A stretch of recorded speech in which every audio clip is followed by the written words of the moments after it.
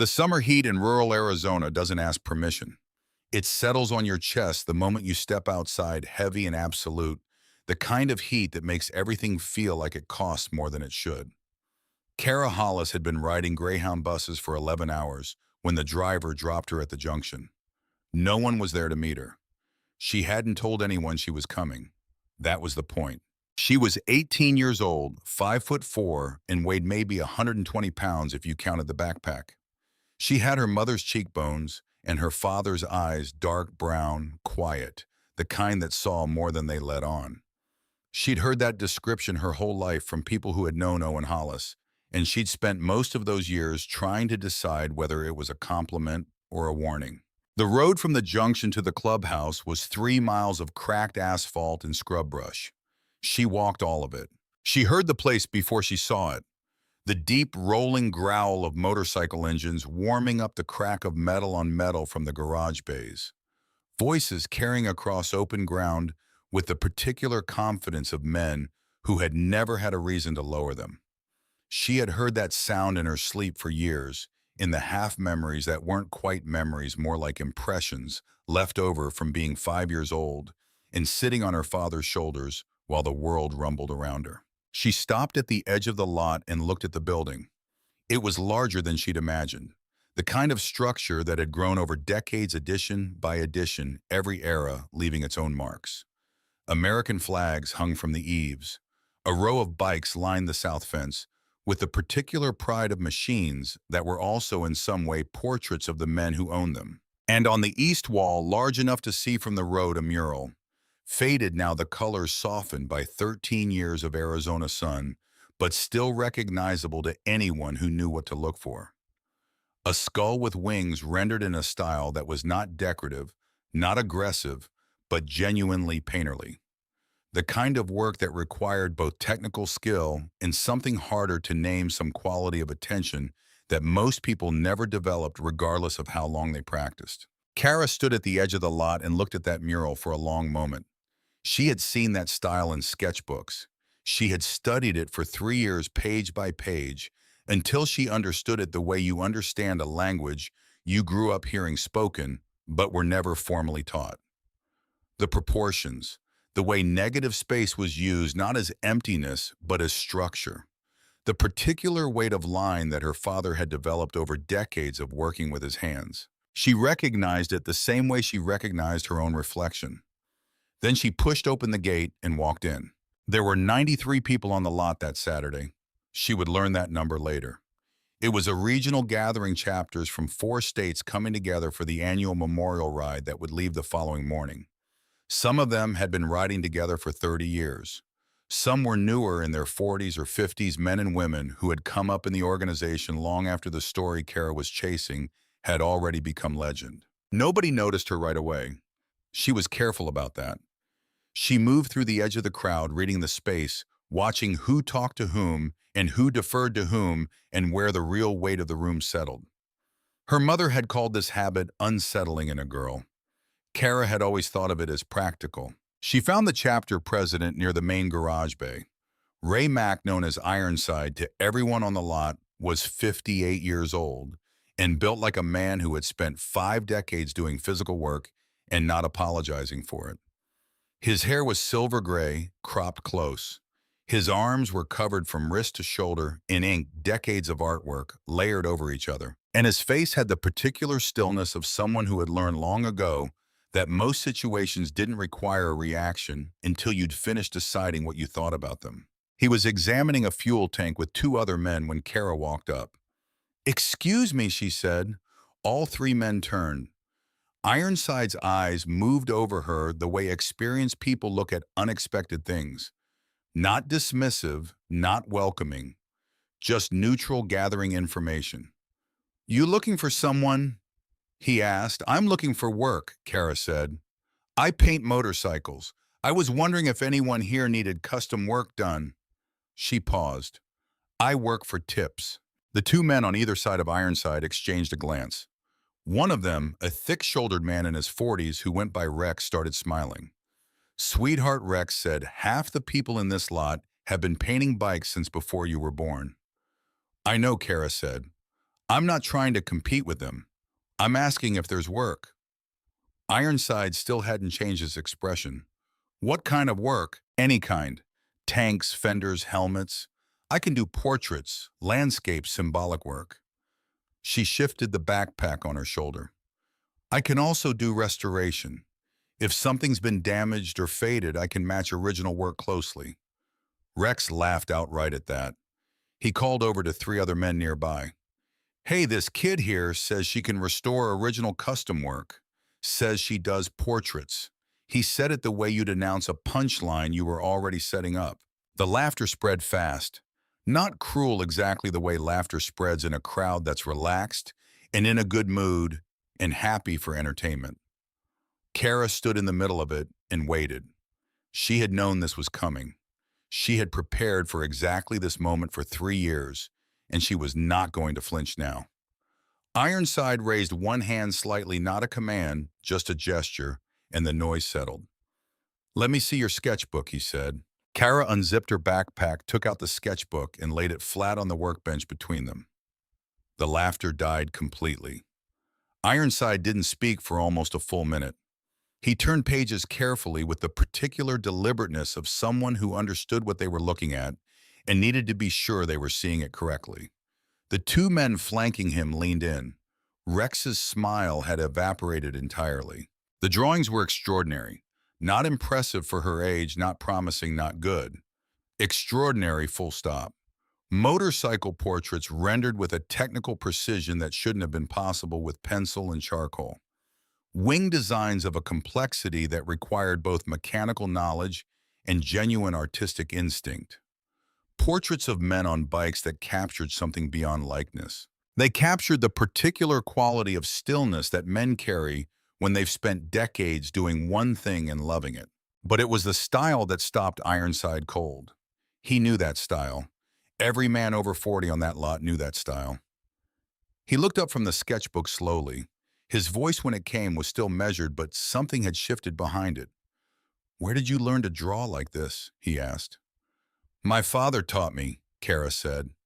Ironside studied her face. Who's your father? She told him. The name moved through the crowd faster than Kara could track. Owen Hollis. She watched it happen the way a word travels through a group of people who all share the same reaction to it, passing from face to face like a current.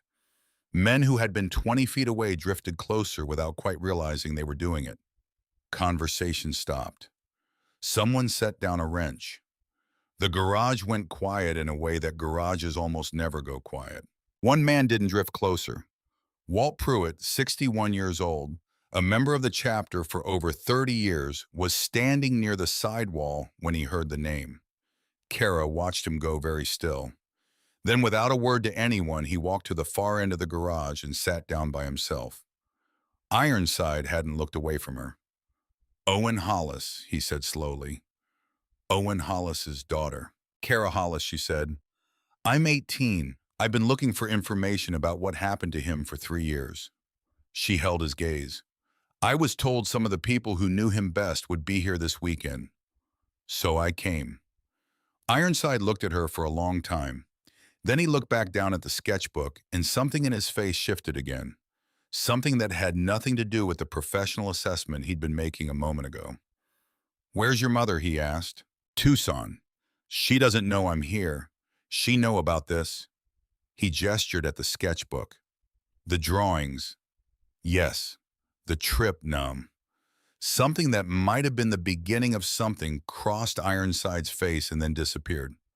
He closed the sketchbook carefully and pushed it back across the workbench toward her. Can you do tanks? He said. Yes. You ever done a full custom job, not sketches? Actual paint on metal. Since I was 12, Kara said. I've done 43 bikes. I have photographs if you want to see them. Ironside was quiet for a moment. Then he turned to Rex.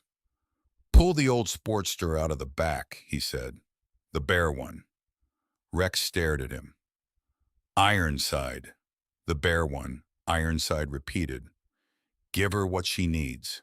They gave her a strip fuel tank and fender off a 1978 Sportster that had been sitting in the back of the garage for 2 years. They gave her access to the paint supplies along the back wall, a professional setup, the kind of equipment that serious custom painters used, and they stepped back.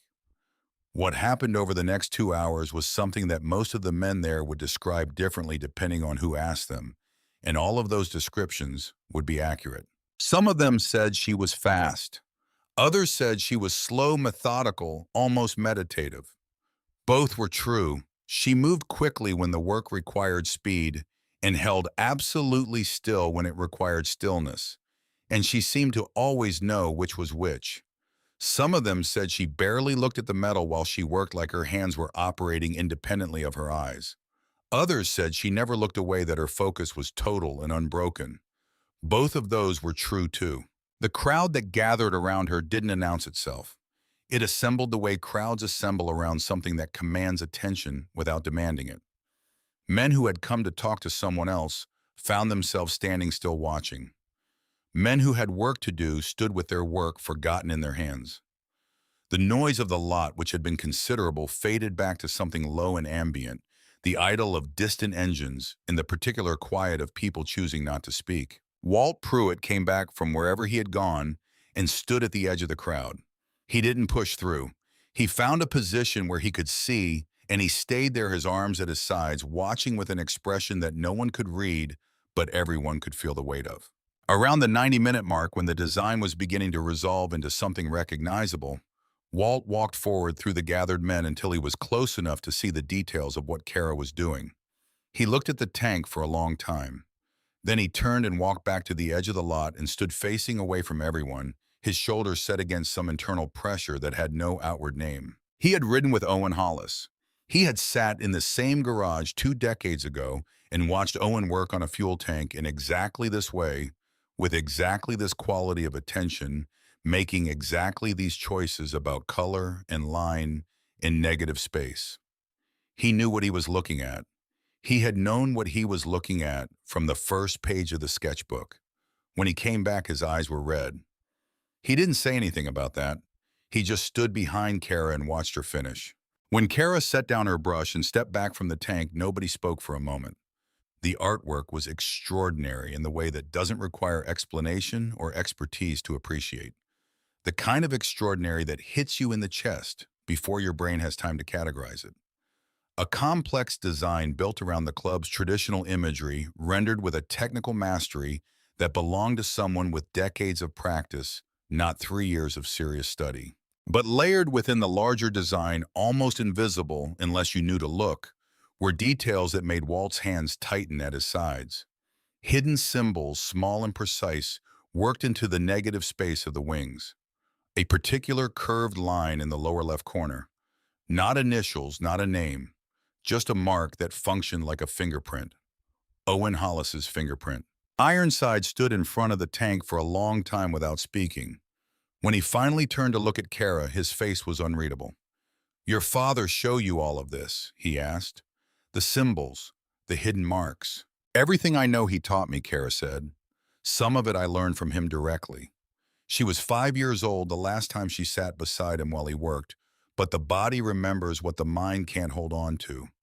"Some of it I learned from his sketchbooks after he disappeared." She paused. "He left 3 of them. My mother kept them in a box in the closet for 12 years. She gave them to me on my 15th birthday. Another pause.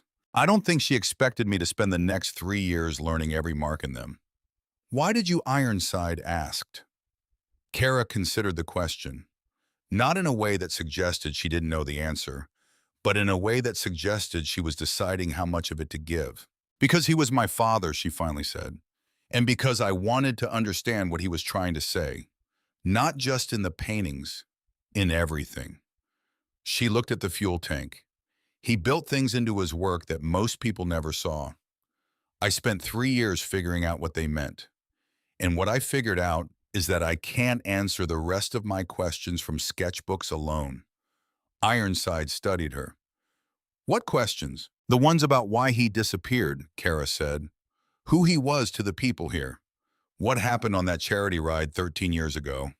She looked at him directly. "And why a man named Martin Ashford has been trying to purchase my father's remaining artwork from my mother for the past 2 years. The name landed differently than Owen Hollis's had.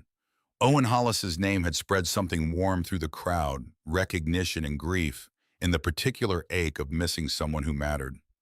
Martin Ashford's name spread something colder. Kara watched it move through the faces around her and noted what she saw there. Not surprise. Something more like the recognition of a threat that had been waiting to be named. Ironside's expression didn't change, but something behind his eyes shifted. "Where did you hear that name?" he said. "From my mother," Kara said. "He's contacted her 4 times in 2 years. He's offering significant money for any original work my father left behind. He claims they had a business arrangement." She paused. "My mother says she never heard my father mention him once." The garage was very quiet. "She didn't sell him anything?" Ironside asked. "No." "She stopped returning his calls." Kara looked around at the faces surrounding her. 3 weeks after the last call, someone broke into our apartment. Nothing was taken. The only things disturbed were my father's boxes. Ironside turned to look at Walt. Walt's jaw was set hard. "She's staying here this weekend," Ironside said. It wasn't a question. "That was my hope," Kara said. "We'll find you a room." He picked up the fuel tank, examined the artwork one more time, with the careful attention of a man making sure he was seeing what he thought he was seeing. Then he set it down. "Tomorrow morning before the ride, you're going to sit down with me and Walt and some other people. You're going to tell us everything you know about Martin Ashford." He held her gaze. "And we're going to tell you everything we remember about your father." Kara exhaled slowly. "Okay," she said. "One more thing," Ironside said. He looked at her steadily. "Your father was one of the most important people this chapter ever had. Not because of the paintings, though God knows those were something, because of who he was." He paused. "Whatever you came here looking for, you're going to find it. But you're also going to find things you weren't expecting. You understand me?" Kara Hollis, standing in a garage full of 93 people, who all somehow knew her face before they knew her name, thought about 11 hours on a Greyhound bus, 3 years of sketchbooks studied in a bedroom in Tucson, and a phone that had rung 4 times with a voice her mother refused to trust. "I understand," she said. She didn't. Not yet. But she was about to. They gave her a small room at the back of the building. Clean, spare, a single window facing the lot. She could hear the gathering outside, the particular warmth of people who hadn't seen each other in months and had history enough to fill a long evening. She sat on the edge of the bed and didn't go out. June Carver knocked on the door around 7 o'clock. Mid-50s, sharp eyes, the efficient movements of someone who ran things and had been running them long enough that the efficiency was invisible. She brought a plate of food and set it on the small table without ceremony. "You eat," she said. "Thank you," Kara said. June looked at her for a moment in the way that women of a certain age look at young women they've decided to pay attention to. Then she sat down in the single chair. "I managed this chapter's finances for 20 years, she said. "I knew your father for 15 of those." She said it the way people say things they've been carrying for a long time and have finally found the right moment to set down. Not for drama, for relief. "He used to bring you here sometimes," June said, "when you were small, 3, 4, 5 years old. Your mother would drop you both off on Saturday mornings, and he'd spend the day working, and you'd sit under the work table drawing on whatever paper he gave you." She glanced at Kara. "You don't remember?" "Not clearly," Kara said. "I remember the feeling of it more than the specific moments." June nodded slowly. "He talked about you constantly," she said. "What you were learning, what you were curious about. What made you laugh?" She paused. "He used to say you were going to be a better artist than him because you had his eye, but your mother's patience, and patience was the thing he had always struggled with." Kara looked down at the plate of food she hadn't touched. "There was one morning," June said, her voice taking on something quieter. "You drew a dog. You were maybe 4 years old. You brought it to your father and he stopped what he was doing completely. Not paused. Stopped. Set down his brush and looked at what you'd made. He told you the hind legs were off in proportion. You cried for about 30 seconds. Then you took the paper back and drew it again. She paused. He kept that second drawing pinned above his workstation for months. I saw it every single time I came into this garage. He never moved it. Kara said nothing for a moment. What happened to him, she finally asked. June was quiet in a way that was not the quiet of someone deciding whether to answer. It was the quiet of someone deciding how much of the truth to give to a person who was 18 years old and had already traveled 11 hours alone to ask it. We don't know everything, June said finally, but we don't believe what the official record says. We never did. That night, after the lot had gone quieter and the bonfire had burned lower, and the voices outside had settled into the particular register of men talking about things that matter, Kara sat alone with the third sketchbook open on her knees. She had looked at the last page hundreds of times. It was different from every other page in all three books. Not a drawing, not a design study, not a technical reference, just words written in her father's cramped, leaning hand and a date. The date was 3 days before he disappeared. She had memorized the words long ago, but she read them again now in the quiet of a room in a building her father had known, surrounded by people who had known him. What you build in secret will speak louder than anything you say out loud. The work is the truth. Protect the work. She closed the sketchbook. Outside, someone started an engine, and the deep note of it rolled through the walls and into her chest. The morning meeting happened in the back office, a room with a long table, too many chairs and walls covered in photographs and maps, and the accumulated paperwork of an organization that had been running for decades. 7 people gathered. Kara was the youngest by at least 25 years. Ironside sat at the head of the table. Walt sat to his left. To his right was June. Beside her were 2 senior members, a man named Garrett and a woman named Bev, both in their late 50s, both with the particular stillness of people who had been waiting for this conversation for a long time. At the far end of the table, saying nothing and just watching, was a man introduced only as Colt, who had apparently been present at every significant event in the chapter's history for the past 35 years and remembered all of them. And Boyd Still, 65 years old, the oldest person in the room, sat at the corner with his jaw set and his eyes somewhere between the table and a distance no one else in the room could see. Tell us about Ashford, Ironside said. Everything. Kara laid it out clearly the way she had organized it in her head over 3 years of thinking about almost nothing else. Martin Ashford, 62 years old, based in Phoenix. Construction and real estate money mostly, but with involvement in several other industries, including event promotion and charitable fundraising. A public profile built around philanthropy, hospital wings with his name on them, scholarship funds, community programs, the kind of man who got his photograph taken at galas and appeared in the society pages of Arizona publications 4 times a year. The first contact with her mother had come 2 years ago. A letter on professional stationery offering to purchase any original artwork created by Owen Hollis. The offer was generous, more than generous actually, the kind of number that signaled the buyer wanted something specific and wanted it quietly. Her mother had ignored it. The second and third contacts were phone calls. Polite, persistent, escalating, slightly in urgency each time. Still professional, still offering money, still claiming a prior business arrangement with Owen that entitled Ashford to first consideration on any remaining work. What business arrangement? June asked sharply. He never specified, Kara said. My mother asked directly on the second call. He said it was a private matter he'd prefer to discuss in person. She paused. My mother declined. After the fourth call, she stopped answering numbers she didn't recognize. And then someone broke into your apartment, Ironside said. 3 weeks after the last call, late on a Tuesday. My mother was at work. I was at school. Whoever it was came in through the kitchen window, went through 3 specific areas. My father's storage boxes, the desk where my mother keeps paperwork, and my room. Kara's voice stayed steady. They didn't take anything.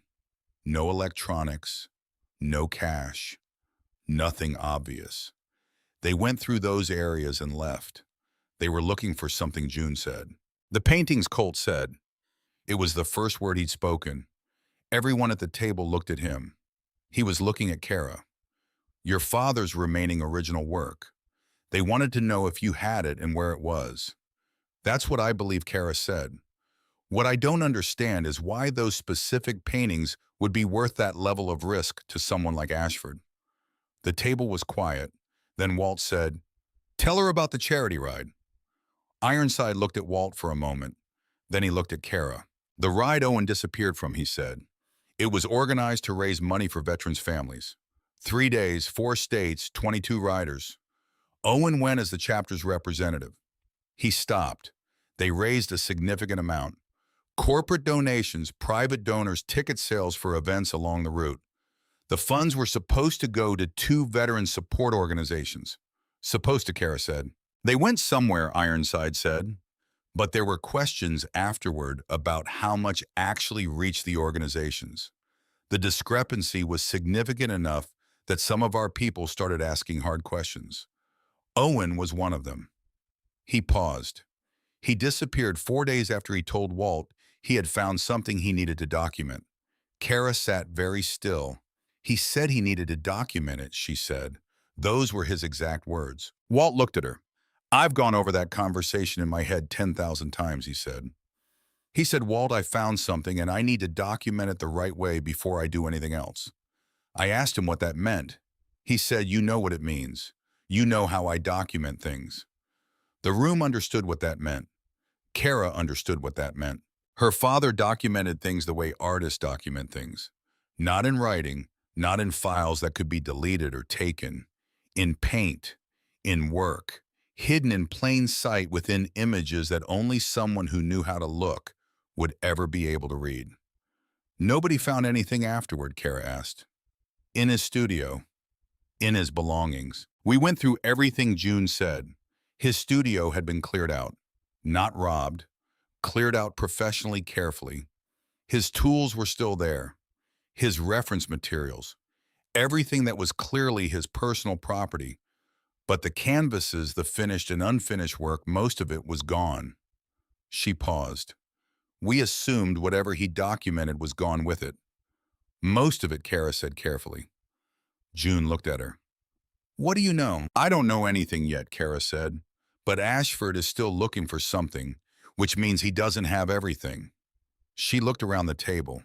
"Which means whatever my father documented most carefully, the most important thing is still somewhere he hasn't found it."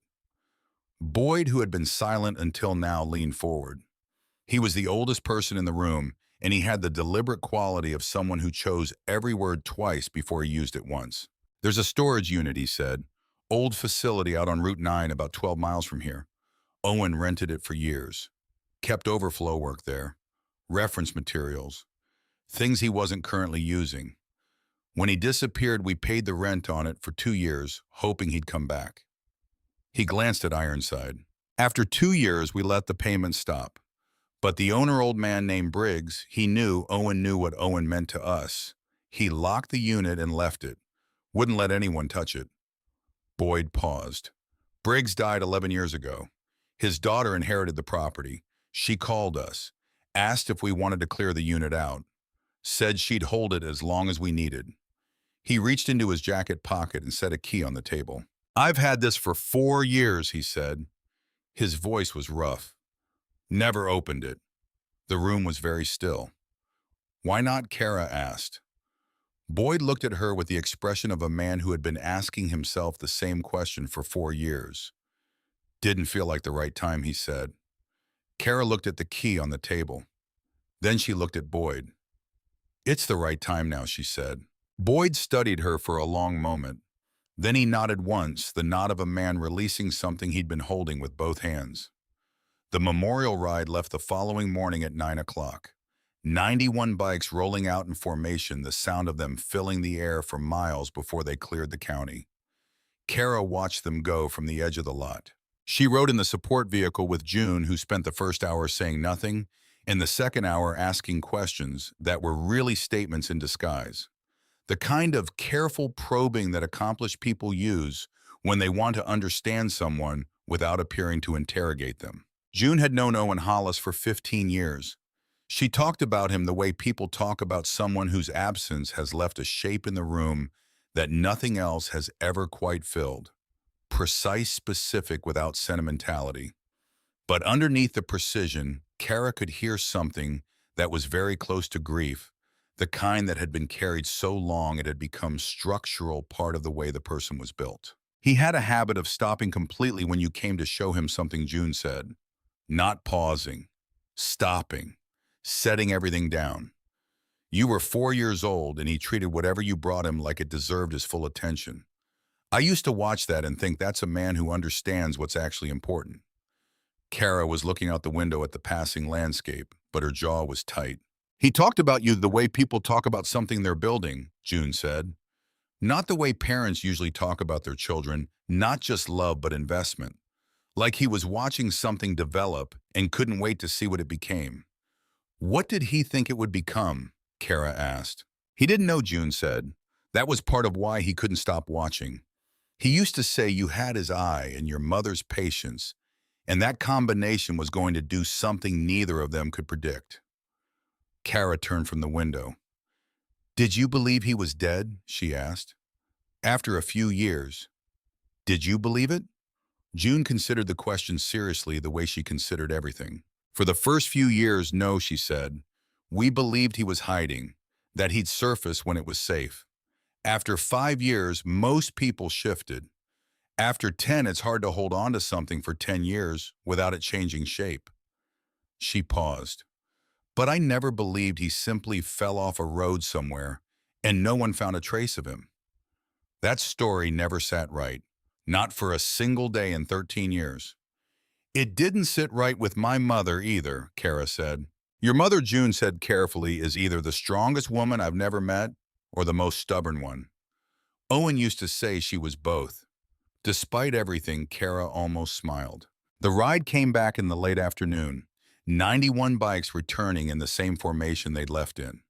There was something about watching them come back, the precision of it, the collective weight of all those years of shared road that hit Kara somewhere she hadn't expected. She stood at the edge of the lot and felt the sound of them in her sternum and recognized it finally and completely as the sound of her earliest memory. These were the people her father had chosen. Not born to them, not assigned to them. Chosen them and been chosen back. She thought about the words in the sketchbook. What you build in secret will speak louder than anything you say out loud. He had built something in secret. It had been waiting 13 years for someone with his eyes to come and find it. Ironside found her after the ride wound down. You ready, he said. She was. Walt Pruitt showed up at Kara's door at 6 in the morning with 2 cups of coffee and the expression of a man who hadn't slept. She hadn't either. She took the coffee without a word and stepped aside to let him in. He sat down on the only chair in the room. She sat on the edge of the bed. For a moment, neither of them said anything, and the silence between them was the particular kind that exists between people who are both carrying the same weight from different ends. I knew your father for 19 years, Walt finally said. Rode with him for 14 of those. Watched him paint for all of them. He wrapped both hands around his cup. When you were working on that tank yesterday, I had to walk away. You know why, Kara said. Because it looked like his work, Walt said. Not similar, not influenced. The exact same hand, the same decisions, the same instincts. He shook his head slowly. I've been doing this a long time. I know what imitation looks like. That wasn't imitation. Kara looked down at her coffee. He used to let me sit beside him when I was little. I don't remember most of it. I was 3, 4, 5 years old. But I remember the smell of the paint and the sound of the brushes and watching his hands move. She paused. My mother used to say I absorbed things I didn't even know I was absorbing. She's right, Walt said. That's exactly what happened. He was quiet for a moment. Then he set his cup down and looked at his hands, the way men look at their hands when they're about to say something they've been carrying too long. One morning you fell asleep under the work table, Walt said. You'd been drawing for 2 hours and you just went quiet. Owen realized after about 10 minutes. He put down his brush, got a drop cloth from the shelf, folded it, and slid it under your head without waking you. Then he went back to work. He worked another 3 hours with you sleeping under that table, and he never made a sound loud enough to disturb you. Walt looked at his coffee. I've been around a lot of people in this place over a lot of years. I've never seen anyone love something that quietly. Kara looked at the window at the early light coming through the glass and said nothing for a while. What did she tell you? Walt asked.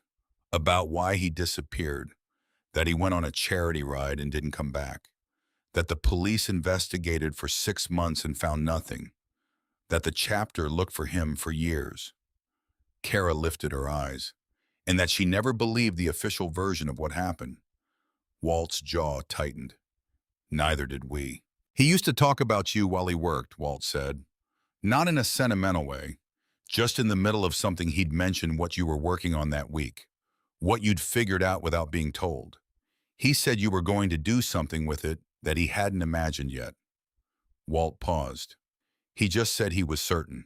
Kara looked down at her hands, the paint under her nails, the particular callus on the inside of her right index finger that had been there since she was 12 years old and had never fully gone away. He was right, she said quietly. He just didn't know it was going to be this. Walt looked at her for a long moment. Then he picked up his coffee again. The storage unit, he said. We should go this morning before the day gets ahead of us. They went, 4 of them.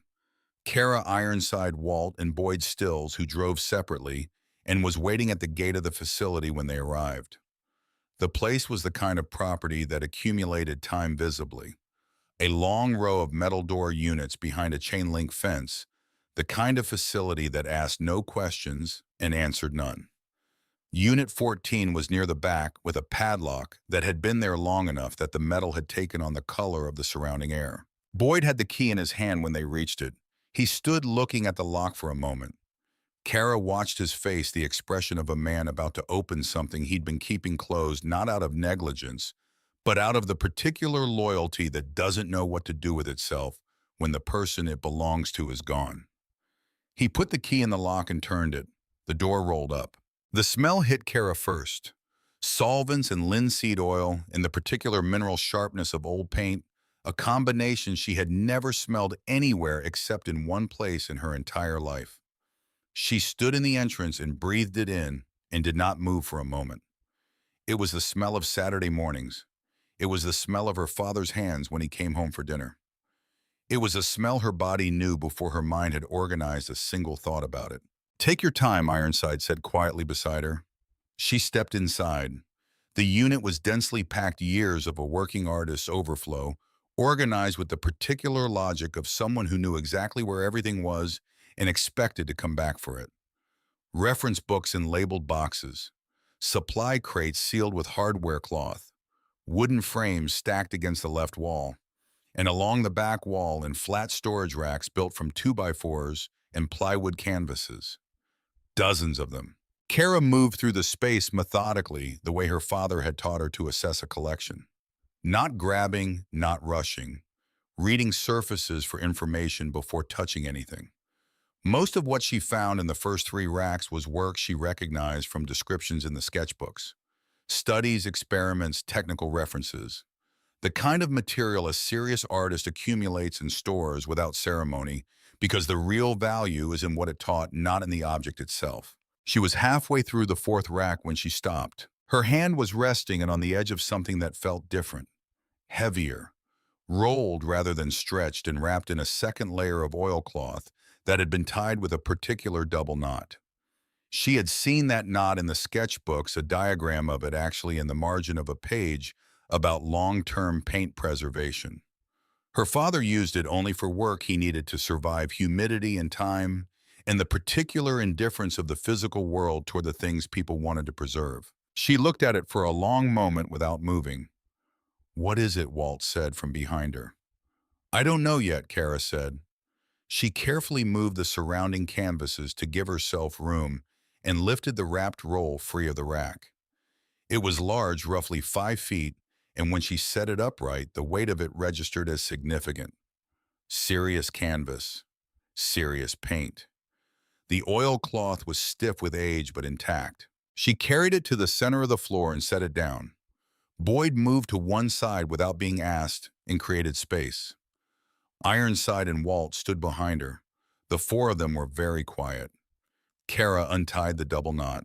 Her hands were steady. She was making them steady by force of will she would never have admitted to. She unwrapped the oilcloth slowly, and then she unrolled the canvas, and the painting revealed itself in sections the way important things often reveal themselves, gradually giving you time to understand one piece before the next one arrives. At first, it looked like an accident scene. A motorcycle crash rendered in the style her father used for serious work. The dark expressionism he reached for when he needed paint to carry emotional weight that had nothing to do with beauty. The scene was chaotic and violent and real in the way that only first-hand witness creates. The road was wet. The light was wrong. The angle of the fallen machine was the angle of something that had been hit, not of something that had simply gone down. Then the faces. Kara stopped unrolling. In the center of the canvas, among the chaos of the crash, three faces rendered with photographic clarity. Not impressionistic, not abstracted. Portrait-grade accuracy, the kind that could only come from someone who had seen those faces and remembered them with the precision of a man who understood that remembering correctly might be the last useful thing he ever did. One of those faces Kara had never seen before. One of them she had seen in a Phoenix News segment 6 months ago at a ribbon-cutting ceremony for a hospital wing. One of them she had seen on professional stationery at the top of a letter her mother had shown her 2 years ago when the first contact came and her mother had wanted Kara to understand why she was refusing to respond. Martin Ashford. Kara's hands were shaking. She made herself finish unrolling the canvas. The lower section of the painting was different from the upper. Not the crash scene. Something denser layered the kind of visual complexity her father reached for when he was building information into work, when he was using the painting itself as a container for something that needed to survive. Dates rendered as part of the design worked into the border in a way that looked decorative until you understood they were chronological. Numbers woven into the negative space of the composition. Names embedded in the texture of a shadow. And text. Actual text, small and precise, hidden in the painting the way a message is hidden when the person writing it understands that the message needs to outlast the messenger. Kara leaned close and began to read. She read for a long time. Behind her, nobody spoke. Ironside stood with his arms at his sides. Walt had his hand pressed flat against the wall of the unit. Boyd had not moved from the position he'd taken when she first unrolled the canvas. When Kara finally sat back on her heels, the unit was very quiet. She could hear the distant sound of the highway, the settling of the metal walls around them. "What does it say?" Ironside asked. His voice was careful, the voice of someone who had been waiting 13 years for this moment and was now trying not to break it with the wrong word. Kara looked up at him. Her eyes were dry. Her voice was steady. She had decided somewhere in the last 4 minutes that she was not going to fall apart in this unit. She was going to hold herself together long enough to say what needed to be said. "My father didn't disappear," she said. "He was run off the road. The crash in this painting, this is the crash.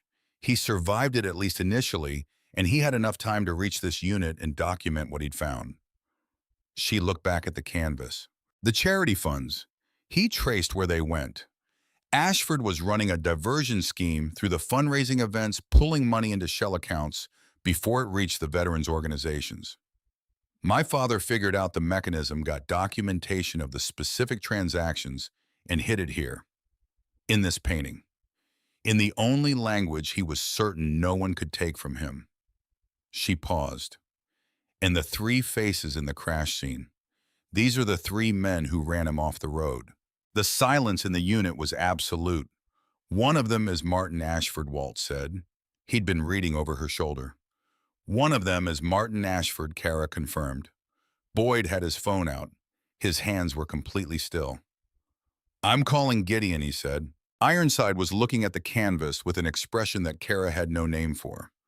Grief and fury and something that looked like resolution, all of it at once, none of it canceling the others out. He looked at her, and his voice when it came was very quiet. "Your father knew someone would find this, eventually," he said. "He built it so that the right person would find it." Kara looked at the painting, at the faces her father had recorded with his artist precision, at the hidden text he'd woven into the composition, at the 13 years of patience encoded in oil and canvas, and the double knot of a man who intended this to last. He built it for me, she said. He just didn't know it would take this long. Gideon Holt arrived that afternoon in a charcoal suit that looked aggressively out of place in the chapter's parking lot. He was compact and precise with silver-rimmed glasses and the careful eyes of someone who read everything, including people before responding to any of it. He had been Owen Hollis's attorney for a brief period years ago and had eaten dinner with him twice afterward, the kind of dinners where serious people talk about things they don't discuss in professional settings. He shook Kara's hand with both of his and held it for a moment. "Your father," he said, "was one of the most principled people I ever met. I want you to know that before we start." He brought a forensic art consultant named Dr. Lorraine Ames, who worked primarily with insurance companies and courts and communicated exclusively in facts. He also brought a forensic accounting specialist named Renee Cole and two attorneys from a firm he trusted. They spent 2 hours with the canvas. Dr. Ames examined it in the particular focused silence of an expert doing the kind of work that requires complete attention. When she finally straightened up, she looked at Gideon over her glasses. "The paint chemistry is consistent with the period," she said. "I can confirm with laboratory analysis, but the aging signatures are right for something executed 13 to 14 years ago. The embedded text is original to the painting, not added later. It's under the final glazing layer." She paused. Whoever did this knew exactly what they were doing. The text is protected. It's inside the work. "Can it be read in full?" Gideon asked. "With enhancement, yes. Most of it is already legible to the naked eye if you know to look for it. The dates and numbers in the border work are clear. The text passages require magnification in certain sections, but are intact." She looked at Kara. "Did your father have any background in forensic documentation?" "Not formally," Kara said. "But he believed that if something was worth recording, it was worth recording correctly." Dr. Ames nodded slowly. "He recorded this correctly." Gideon turned to Kara. "Here's where we are," he said. "The painting constitutes physical evidence of witness testimony. Your father was documenting what he observed. The financial data encoded in the work correlates with public records we can already pull showing discrepancies in the charity fund distributions from that period. The faces in the crash scene, combined with the timeline he documented, give investigators specific individuals in a specific sequence of events to examine." He paused. "This is not nothing. This is significant." "Is it enough?" Kara asked. "It's enough to reopen the investigation into your father's disappearance. It's enough to initiate an inquiry into Ashford's financial activities from that period. Whether it's enough for prosecution depends on what investigators find when they start pulling threads." He looked at her steadily. "But this is 13-year-old evidence. Ashford has had 13 years to cover his tracks.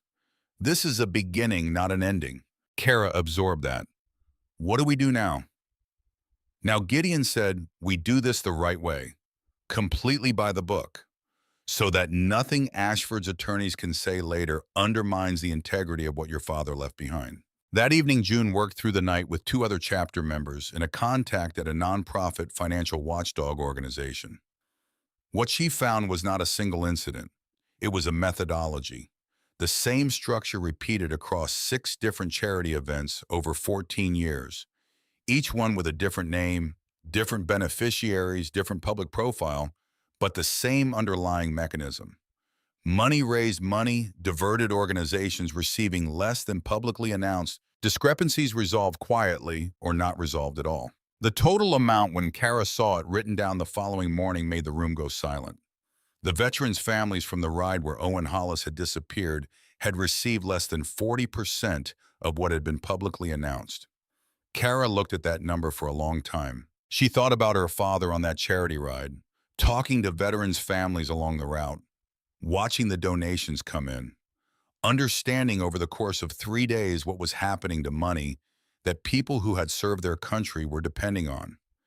She thought about him deciding he couldn't look away from it, deciding he had to document it.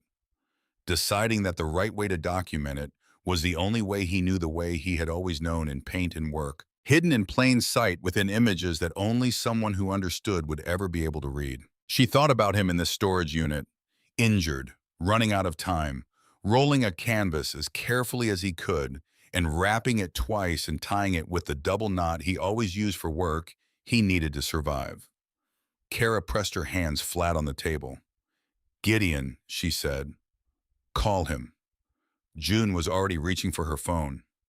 "Tell him we have the pattern," Kara said. "Tell him it goes back 14 years and crosses state lines." She looked up. "Tell him it's time to move." Martin Ashford's first move came faster than anyone had expected, and it was not legal, not direct. Ashford was too careful for that. Instead, a reporter from a Phoenix entertainment blog published a short piece questioning whether the newly surfaced artwork attributed to Owen Hollis was genuine, citing unnamed sources close to the art community who doubted that a teenage girl with no formal credentials could accurately identify and authenticate complex fine art. The piece was casual, dismissive, and precisely calibrated. The kind of thing that wasn't worth responding to directly, but planted just enough doubt to be useful later. Kara read it on her phone sitting in the clubhouse kitchen. "He's testing how you respond," June said from across the table. "I know," Kara said. She set the phone down. "He wants me reactive. He wants me to make a public statement. Get emotional. Give him something he can use. What are you going to do?" "Nothing. Not yet." Kara looked at June. "What do you know about his public reputation, the charity work specifically?" June's eyes sharpened. "Why?" "Because if we go into a courtroom with a 13-year-old painting and a reopened investigation, Ashford's defense is going to be reputation, community standing, philanthropy. He's going to say my father was troubled, that the painting is the obsessive work of a grieving family, that any financial irregularities were bookkeeping errors corrected long ago." Kara paused. "We need more than the painting. We need the pattern documented completely in a form that can stand in court." June was quiet. "Then give me time. Take what you need," Kara said. 2 days later, Stuart Vance entered the picture. Vance was the kind of attorney whose name in a case was itself a statement. Senior partner at a prominent Phoenix firm. His client list included governors in a Fortune 500 company that had successfully buried an environmental liability case that should have cost them hundreds of millions. When Ironside showed Kara the name on his phone that morning, his face was neutral, in the deliberate way of a man preparing her for something. "Ashford hired Stuart Vance," Ironside said. Kara looked at the name. "He's not trying to settle." "No," Ironside said. "He's going to war." She set down her coffee cup. "Good." Ironside looked at her. "Kara, Vance is very good at what he does. His strategy is going to be destruction. Not of the painting, not of the evidence. Of you, your credibility, your motives, your relationship to your father. He's going to make this about whether an 18-year-old girl with no formal training and an obvious emotional investment can be trusted as the source of a 13-year-old canvas that conveniently implicates a prominent community figure." He paused. "He's going to be brutal about it." "I know," Kara said. "You've never been in a courtroom." "My father never ran from what he found," Kara said. "He documented it and trusted that the truth was harder to kill than the people trying to bury it." She looked at Ironside steadily. "I'm not running." Ironside studied her for a long moment. Then he picked up his phone and began making calls. Kara didn't know who he called first. Later, she would find out he made 11 calls before 9 o'clock that morning. Every one of them was to a chapter officer, a senior member, or a long-term brother who had known Owen Hollis. Every call was brief. Every call ended the same way. "We're in." Vance's first formal move came 8 days after Ashford retained him, and it was exactly what Ironside had predicted. He released a statement to several Phoenix media outlets describing Kara as a grieving young woman with understandable but misplaced emotional motivations, who had arrived at a private organization's property under false pretenses, accessed a storage facility without authorization, and was now seeking to use unverified artwork to make serious accusations against a respected community leader. The statement was 3 paragraphs. It contained no specific legal argument. It was designed entirely to shape a narrative before the facts could be established. Kara read it twice. Then she called Gideon. "I want to respond," she said. "Not publicly," Gideon said immediately. "Not to the media." She paused. "I want to paint." Gideon was quiet for a beat. "I want to demonstrate formally and on record that I can produce work consistent with my father's authenticated style," she said. "Not to prove ownership. Dr. Ames has that handled. To destroy the premise that my identification of his techniques is emotional guesswork. Vance's argument rests on the idea that I can't reliably recognize my father's work. I want to remove that argument before it reaches a judge." Gideon was quiet for a moment. "That's actually quite smart." "My father taught me to build arguments you can hold in your hands," Kara said. "Let me build this one." 2 days later, in the presence of Dr. Ames, 2 additional forensic art consultants retained by Gideon and a notary, Kara sat down at a work table in the chapter's garage and painted.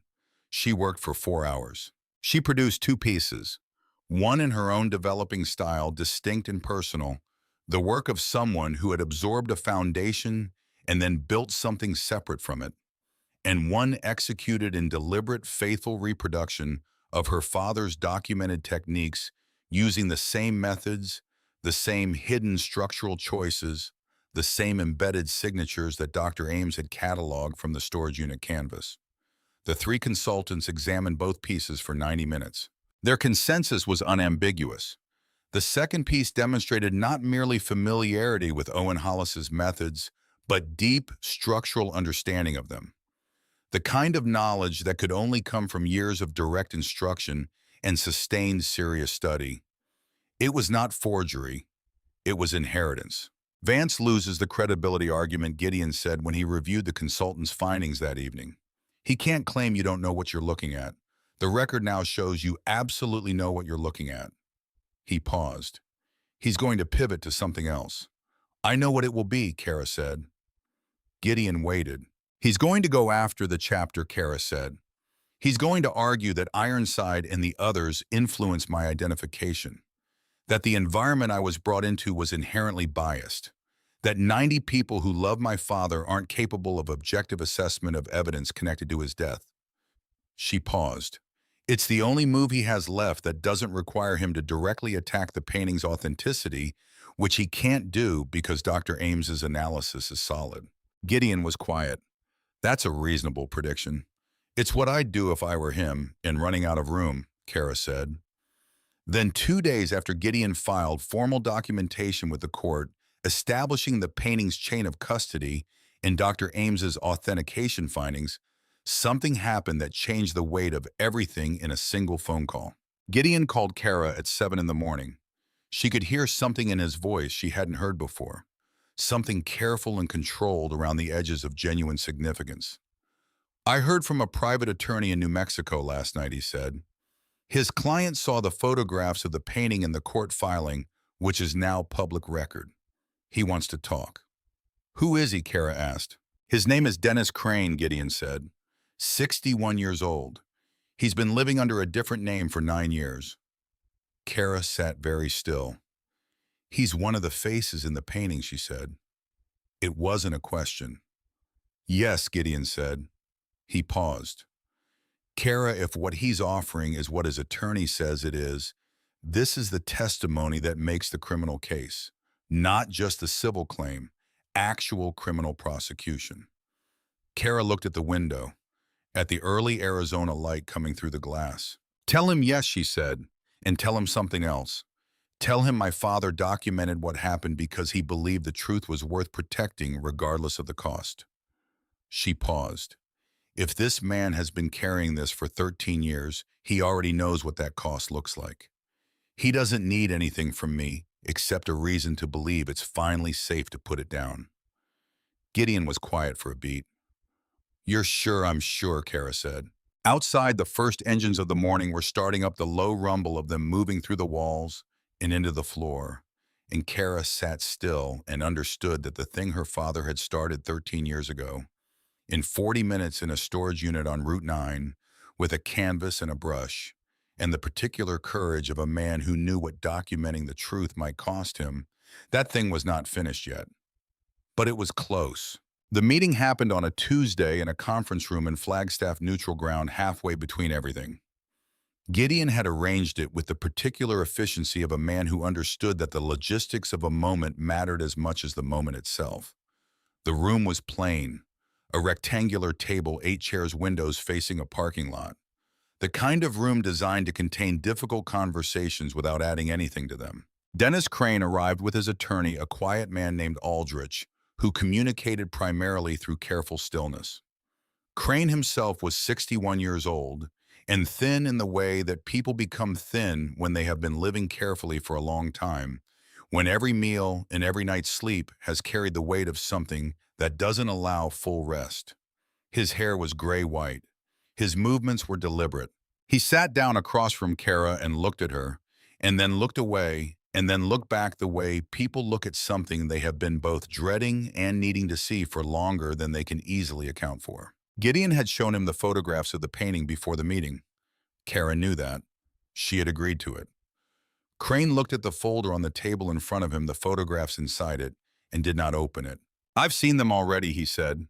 His voice had the quality of something that had been compressed under pressure for so long that releasing it sounded almost physical. "I looked at them for a long time last night." He stopped. "Your father got every face right, every detail of that road, the angle of the light." He paused again. He had maybe 40 minutes in that storage unit. 40 minutes, and he painted it like he'd had 40 years. "He was always exact," Kara said. Crane looked at his hands. "Yes," he said. "I know." The room was quiet. Kara had decided before she came that she would not ask him anything until he was ready to speak on his own. She had thought about this on the drive from the chapter, sitting in the passenger seat of Gideon's car while the Arizona landscape moved past the window. She had thought about what her father would have done in this room, how he would have approached a man carrying something this heavy for this long. Owen Hollis had been, by every account she had gathered in the past weeks, a man who gave people room to be what they were. He did not push. He did not perform patience. He simply made space and then occupied it quietly until the other person was ready. She could do that. She was his daughter. Crane spoke after a while. "I was in debt to Ashford," he said. "Serious debt. The kind that changes how a person thinks about their options.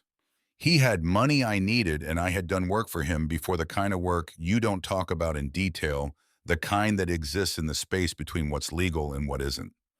He said this particular job was simple. He said there was a man on the charity ride who had found something he shouldn't have found, and that man needed to be discouraged from doing anything with it. He said managed. That was the word he used. He needed the situation managed before the ride was over." Crane pressed both hands flat on the table. "I understood that to mean intimidation," he said. "I understood it to mean that we were going to make it clear to your father that pursuing what he'd found would be dangerous for him. That was what I agreed to. That was the job I took." He stopped. "I was wrong about what it meant," he said. "I understood that when it was already happening. When the car moved and your father's bike went down, I understood that the word managed meant something different from what I told myself it meant. I understood that I had been given a definition that made it possible for me to say yes, and the actual definition had been kept from me deliberately because Ashford needed someone who could drive a car on a dark road and still be useful afterward."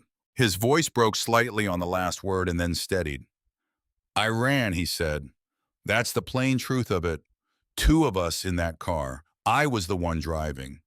The other man handled the rest. I drove away and I didn't stop and I didn't go to anyone.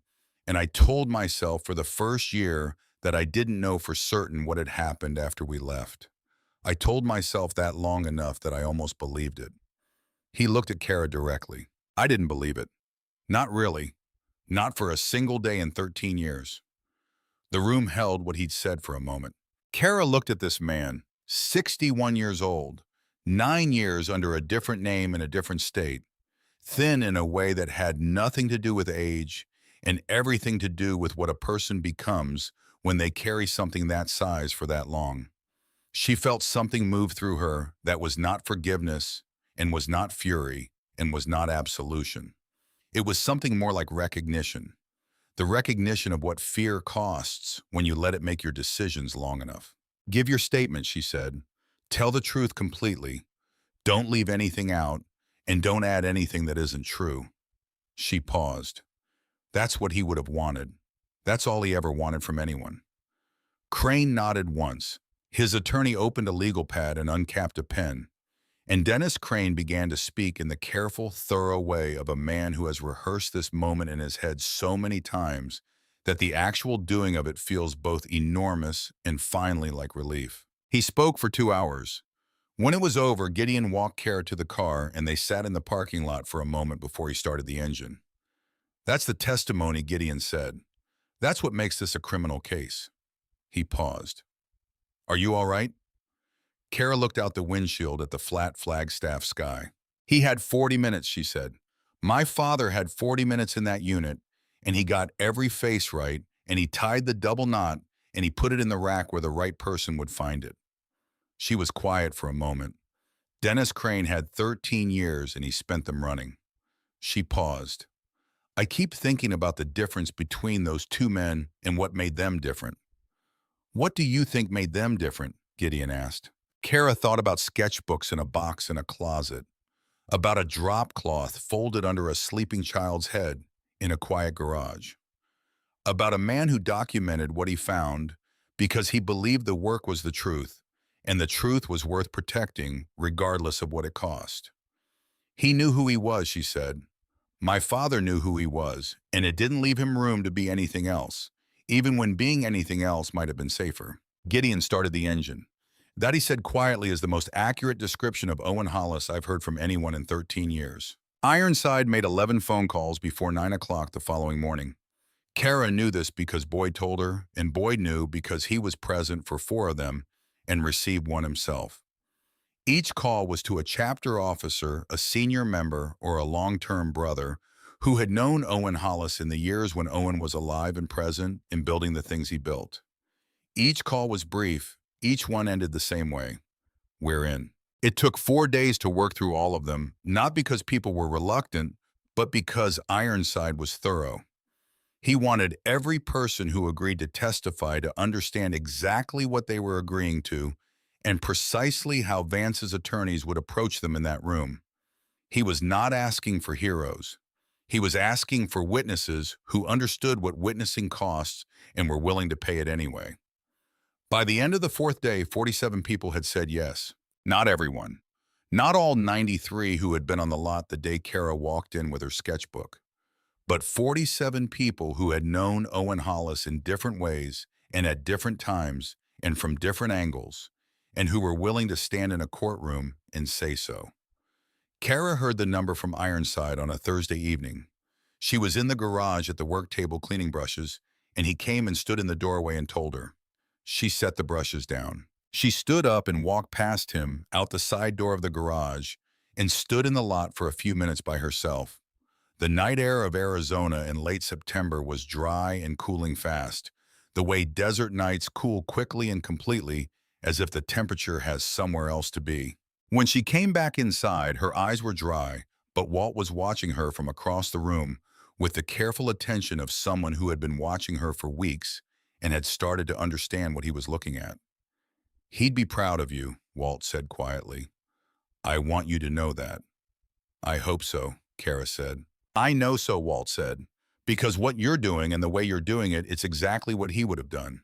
He always said the answer to a lie is never louder noise. It's cleaner truth. He paused. You're building cleaner truth every day, piece by piece. That's him. That's exactly him and you. Kara sat down at the work table. Walt, she said, the Saturday mornings when he used to bring me here when I was little, you were there for most of them. Most of them, Walt said. What was he like, not the artist, not the chapter member? She paused. The father. Walt looked at her for a long time. His eyes went soft in the way that old grief makes eyes soft when something finally gives it permission to surface. He was the most present person I have ever seen with a child, Walt said slowly. Some people are with their kids, and you can tell that part of them is somewhere else, planning something, working through something, going over the day. Not Owen. When you were there, everything else stopped. Completely. He'd be in the middle of a complex piece of work, and you'd wander over and touch something you weren't supposed to touch, and instead of getting frustrated, he'd just stop. Set down whatever he was holding. Get down to your level and explain it. Watch your face while you tried to understand it, like watching your face was the most interesting thing in the room. Walt paused. He used to say watching you learn something new was better than finishing whatever he was working on. And for a man who cared about his work the way Owen cared about his work, that was not a small thing to say. Kara looked down at her hands, the paint under her nails that never fully washed out, the callus that had been there since she was 12. He was right, she said quietly. He just didn't know it was going to be this. The preliminary hearing was scheduled for a Thursday morning. Gideon had prepared with the methodical thoroughness of a man who had spent 30 years understanding that the difference between winning and losing in a courtroom was almost always the difference between preparation and assumption. He held a strategy meeting the week before in a conference room at his firm. Kara sat at the table with Ironside Walt June Boyd Colt and Earl Stokes, who had driven 4 hours to be present. Also present were Dr. Ames Renee Cole and 2 attorneys from the Veterans Advocacy Organization, one of the intended recipients of the diverted charity funds. That last edition had been June's idea. It was the one that changed the character of everything. The organization has standing, said the veterans attorney. She was mid-40s, direct, with the compressed energy of someone who had been fighting underfunded battles for a long time. The funds diverted from their allocation over 6 events represent a quantifiable harm. We can join the civil action. Meaning, Kara asked. Meaning, we can compel financial records going back 14 years. Not just the charity events, the full structure of the entities Ashford used to move the money. Every shell company, every holding account, every transfer. She paused. What your father documented was the skeleton. Discovery builds the body around it. Gideon nodded. Vance is going to try to narrow the scope of the case as much as possible. Keep it focused on the painting's authenticity and Kara's credibility. We expand the scope every time he tries to narrow it. He'll claim the statute of limitations, Kara said. Criminal fraud has no statute of limitations in this state. When the fraud is ongoing, the veterans attorney said flatly. And the most recent event we've documented was 18 months ago. She let that land. He didn't stop, Kara said. He slowed down, but he didn't stop. Correct, Renee Cole said. It's the same mechanism, smaller scale, but identical in structure. Either he believed he was completely safe or he couldn't stop. Kara thought about a man who had attended charity galas for 13 years and had his name put on buildings, and had called her mother 4 times, and had sent someone to go through the boxes in their apartment, and had never not once stopped. He thought my father's evidence died with him, Kara said. Yes, Gideon said. And when my mother started getting calls, he assumed she had something but didn't know exactly what. Kara paused. He thought he had time to acquire the paintings quietly and keep going. She looked around the table. He didn't know about Unit 14. Nobody knew about Unit 14 except Boyd. Colt, who was present at every significant moment and said almost nothing at any of them, said nothing now either. His jaw was tight in the particular way of a man carrying something heavy and choosing not to put it down yet. Boyd, Kara said quietly, "You kept that key for 4 years." He looked at her. "You kept the rent paid for 2 years before that," she said. "You didn't let anyone touch it." She paused.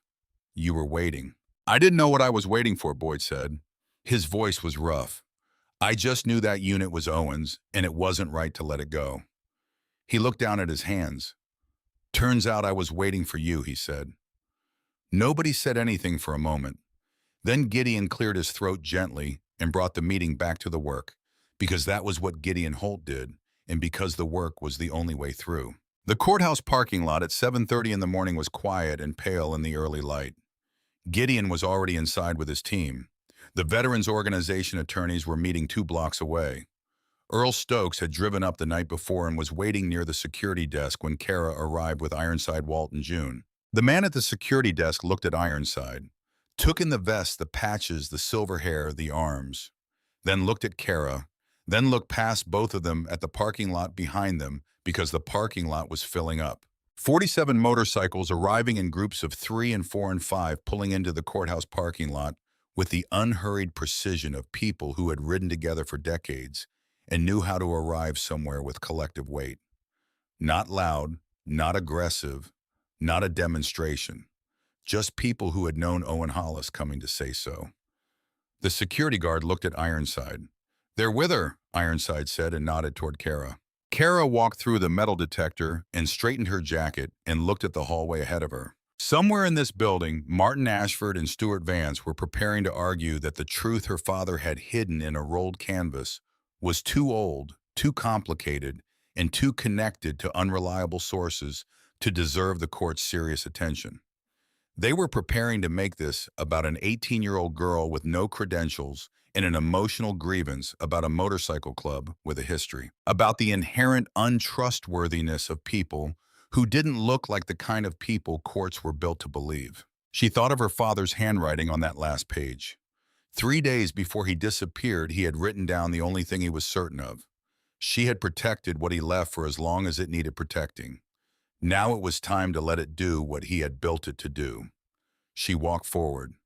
The preliminary hearing lasted 4 hours, and Stuart Vance was exactly as good as Ironside had said he was. Kara had prepared for his skill.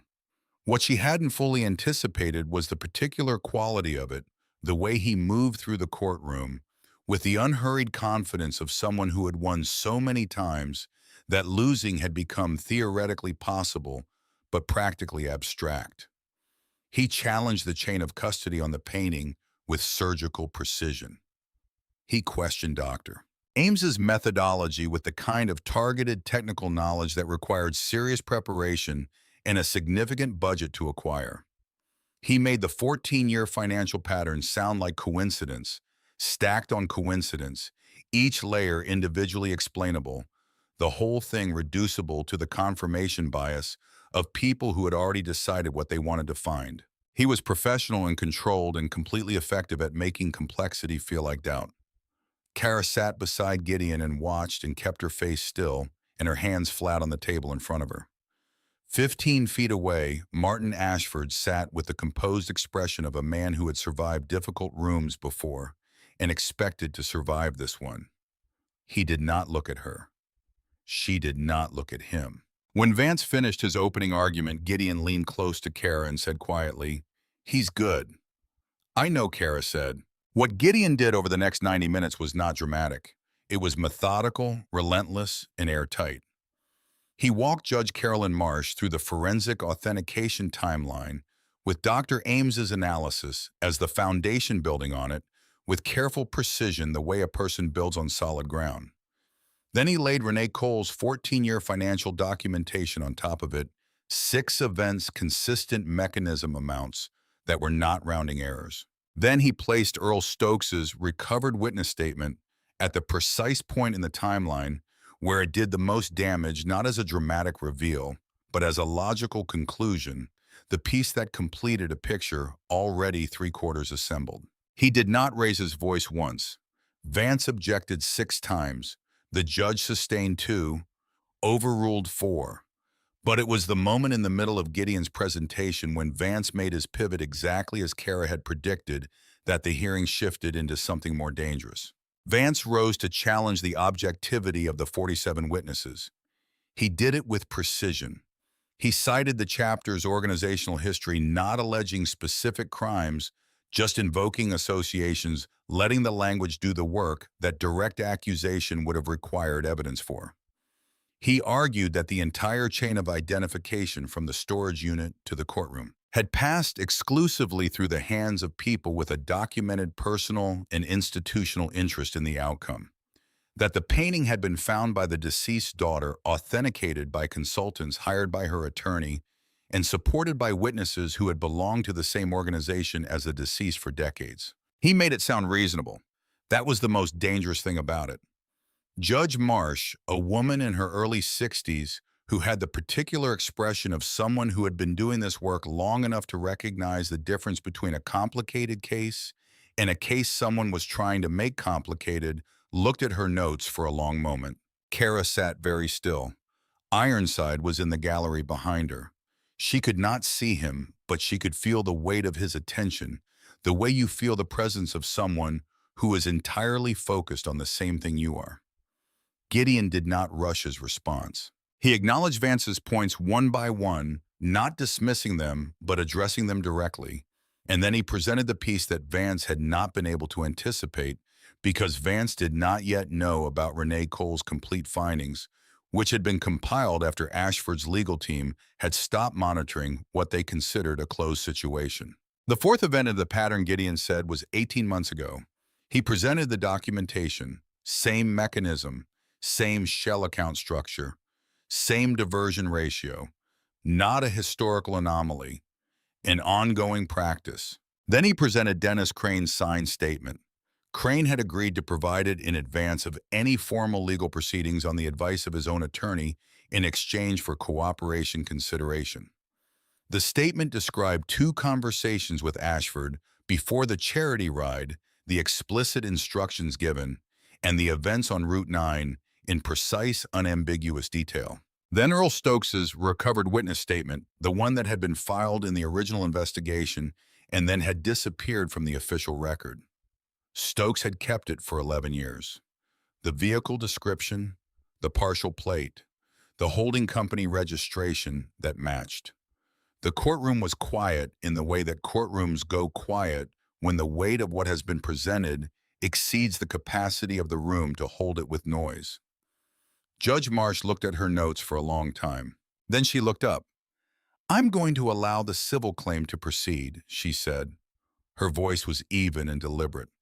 "I'm also referring the financial documentation to the State Attorney General's office for review. That is not a determination of guilt. It is an acknowledgement that what has been presented today warrants serious examination by the appropriate authorities." She looked at Vance. "Counsel, your client's ownership claim will be heard on its merits.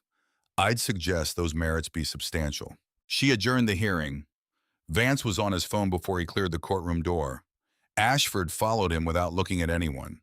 Not at Gideon, not at Kara, not at the 47 people filling the benches behind the bar. He kept his eyes forward and his pace steady and his expression neutral, the face of a man performing composure. But Kara had her father's eyes.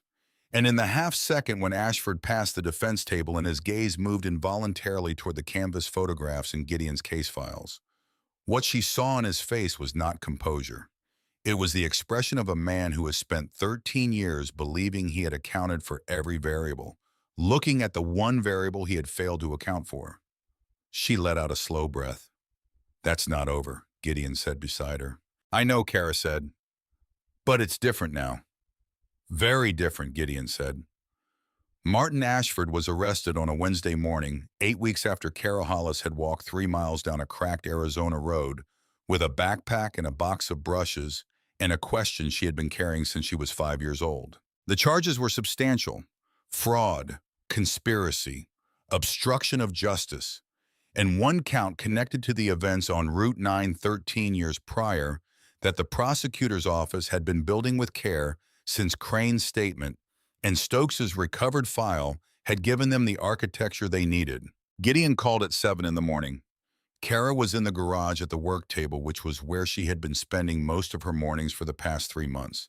Not because anyone had asked her to be there, but because the work was where she felt most like herself. Most like the person her father had been building toward, something without knowing what the something was. "The painting is entered into evidence," Gideon said. "Crane's statement is on record. Stokes's statement is on record. Renee's analysis is on record." He paused. "Your father built something that survived 13 years in the best attorney money could buy. I want you to sit with that." Kara set down her brush. She picked up the phone and called her mother. Her mother answered on the first ring. Not the second, the first. I heard her mother said before Kara could speak. Her voice was something Kara had never quite heard from her before. Not relief exactly, not grief, not triumph. Somewhere in the space between all three, where complicated things live when they have finally been allowed to be what they are. June called me 20 minutes ago, Mom, Kara said. Her mother was quiet for a moment. He knew, she said. Her voice was very steady. I think he knew when he left for that ride. Not completely, not with a plan, but somewhere in him, when he was packing his gear and looking at me in that particular way he had when he was thinking about something he didn't know how to say. She stopped. He told me once, maybe 2 weeks before the ride, that some things had to be said in the right way to last long enough. I didn't know what he meant. He meant the paintings, Kara said. Yes. A pause. Kara, be careful going forward. A man like Ashford has resources, and he has been patient for a very long time. An arrest is not a verdict. You understand that. I understand. And come home soon. I mean it. Kara looked at the garage around her, the work table, the paint-stained surfaces, the photographs someone had put up on the wall in the past weeks, Owen Hollis at various ages in various places, contributed by chapter members who had been cleaning out their own shoe boxes and showing up with things they thought his daughter should have. Soon, Kara said, there's something I need to do first. The memorial ride was Ironside's idea, and it came together the way things come together in a community that has been waiting for permission to grieve properly. Fast, organic, larger than anyone had planned for. What had been intended as a chapter event became something else entirely when the word spread. Veterans organizations sent representatives. Former members who had moved to other states called to say they were coming. People who had known Owen Hollis in contexts entirely separate from the chapter showed up on the morning of the ride in numbers that made the parking situation genuinely complicated. Artists who had known him from shows and galleries. People from the neighborhood in Phoenix where he had grown up. Customers who had commissioned work from him years before he disappeared. 212 motorcycles, the largest gathering the chapter had ever hosted. Kara moved through all of it with the particular calm that comes after a long period of sustained focus has finally reached its resolution.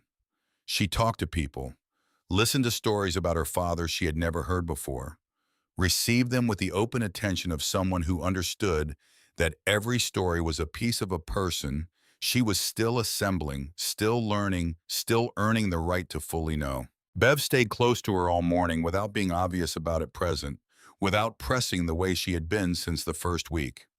Boyd arrived late and parked at the far end of the lot and stood by himself for a few minutes, and when Kara walked over to him, he looked at her with the tight jaw of a man who didn't trust himself to speak. You kept the key, Kara said. I kept the key, Boyd said. Thank you, Boyd. He nodded once, the nod of a man who understands that you understand and who needs you to let him carry the rest of the way himself. Kara put her hand briefly on his arm and then moved on. The ride left at noon. The sound of 212 engines filled the air and moved through the ground and into Kara's chest, and she recognized it finally and completely as the oldest sound she knew. The sound she had been hearing in her sleep for 13 years, in the half-memories that weren't quite memories but had never stopped being true. She rode in the support vehicle with June. They talked the whole way. Not about the case, not about Ashford, not about courts or evidence or what came next. About Owen Hollis. Stories June had been holding for years, waiting for the right person to tell them to. By the time the ride came back, Kara knew her father in ways she hadn't known him that morning. Each story added something. Each specific truth built on the last one, the way her father had built truth into accumulated paint, layer by layer until the whole thing held more than any single piece could carry. At the end of the event, when the crowd had gathered in the main lot and the food had been eaten, and the light was doing what late October afternoon light does in Arizona, Long and Amber, in particular Ironside, stepped up onto the bed of a truck and called for quiet. The crowd settled. Most of you know why we're here, Ironside said. He didn't use a microphone. He didn't need one. His voice carried the way voices carry when the person using them has everyone's complete attention. Owen Hollis was a brother and an artist, and a man who found the truth when it was inconvenient and documented it when it was dangerous, and trusted that someone would eventually come looking. He paused. Someone came looking. He looked at Kara standing at the edge of the gathered crowd. She walked in here with a sketchbook in her father's hands and her father's eyes and more patience than most people twice her age will ever find. He paused. She asked if she could paint our bikes for tips. A sound moved through the crowd. Not quite laughter, not quite tears. Something in between that was uniquely human. We owe her something better than tips, Ironside said. So tonight she's going to show us something she's been working on for the past 3 months. And after that, anyone who wants to say something about Owen Hollis can say it. He stepped down from the truck. Kara walked to the center of the lot where a large canvas had been mounted on a frame that Rex and 2 other members had built in position facing the crowd. It was covered with a black cloth. She stood in front of it and looked at the 200 people looking at her. She thought about what to say. She decided not to say anything. She reached up and pulled the black cloth free. The crowd went silent so completely that the sound of the cloth falling to the ground was audible. The painting was 8 feet by 5 feet, the largest thing Kara had ever made. She had worked on it every evening for 3 months in the garage, after everyone else had gone alone with the work, the way her father had taught her to be alone with the work. It showed a highway, not a specific highway. The one that exists in the imagination of everyone who has ever understood that the road is not a metaphor, but a fact. And on that highway, rendered with every technique her father had taught her, and everything she had learned since 90 riders moving forward together. At the front, slightly ahead of the rest, a man with large, capable hands and dark brown eyes, and the particular posture of someone who had made peace with the road he was on. Behind him, very small, a girl on a bicycle with training wheels, a yellow jacket pedaling hard to keep up. Halfway down the road, further along, the same girl, older 17 or 18, riding beside him. And above all of them, in the clear, precise letter forms, her father had taught her 4 words. Family is the road. Walt made a sound beside her that he tried immediately to contain and couldn't. Rex turned away and faced the other direction for a moment. Colt, who never showed anything, pressed the back of his hand to his mouth and looked up at the sky. Ironside stood very still, looking at the painting, looking at the man at the front of the highway, looking at him for a long time, the way you look at someone you have missed for 13 years, and are only now in this moment, in this particular light, allowing yourself to miss completely. Whatever passed across Ironside's face in that moment was between him and Owen Hollis. Kara had the grace to look away. The crowd was quiet for a long time. Not the silence of people who don't know what to say. The silence of people who have been given something that requires a moment to receive properly. Then the first person started clapping. Then the second.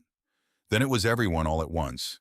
And Kara stood in the middle of it and felt it move through her the way the sound of the engines had moved through her in her chest, in her bones, in the place where the oldest things are stored. June appeared at her shoulder and put her hand briefly on Kara's back. The gesture of a woman who understood that some moments don't need words added to them. Walt came to stand on her other side. Boyd materialized at the edge of her vision. Colt was there, and Rex and Garrett and Bev and all the rest of them assembled around her the way they had assembled around her father for 20 years. Without announcement, without ceremony, simply because that was what they did for their own. Ironside walked over and stood in front of her.